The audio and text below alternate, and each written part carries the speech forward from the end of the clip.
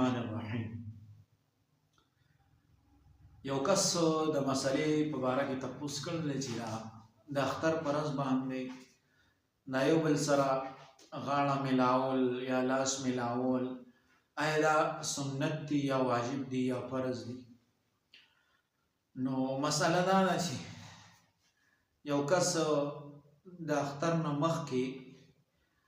څنګه یو خپل دوست یا ملګري سره ملاویږي عام حالاتو کې، نو دغه شانتې ملاوېدل د اختر په ورځ کې یو کس ملاو شي نو دا جایز دي، دې کې څه قباحت نشته. خو که چېرې یو کس دا نور عام حالاتو کې نه ملاویږي او صرف د اختر په ورځ باندې دا لازم ګڼي چې زه اوس د خپل ورور سره د خپل ملګري سره زه ملاو شم او د اختر د مبارکي دا ورکو صرف خاص ورځ باندې، یعنې د اختر په ورځ باندې بیا دا صحیح نه دي. البته که یو کس خپل ملګري له یا ورور له د مبارکباد ورکوي نو د اختر مبارکي په داسې حالات باندې داسې ټکي باندې ورکي چې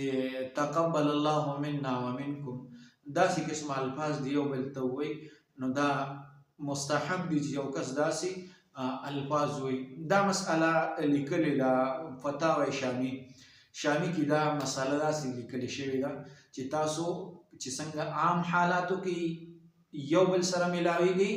نو دغه شان د اختر په ورځ باندې هم تاسو ملاویدی شي، یو بل ته مبارکباد ورکولی شي. او مبارکباد په دې باندې چې تقبل الله منا ومنکم، نو داسې مبارکباد دا ورکول چې دا جایز دي. او کنه چې صرف تاسو د اختر د ورځې سره خاص کوئ چې دا مونږ په دې باندې ملاو شو نو بیا دا صحیح نه دي. د دې مسلې چې دا ډېرو خلکو ته پته ولګي د دې په باره کې، نو تاسو له دا پکار دي چې تاسو دا مسله خپله هم واورئ او نورو ملګرو سره هم شیر کړئ، او چې تاسو څنګه خبر شئ نو د خپلو ملګرو سره شیر کړئ، هغوی ته ووایئ چې یاره دغه شانتې چې څنګه سړی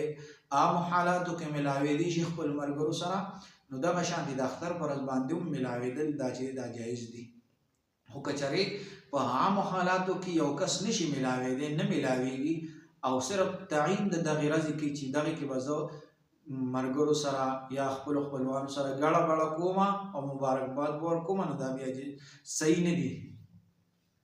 نو دا مسله چې دا تاسو واورئ چې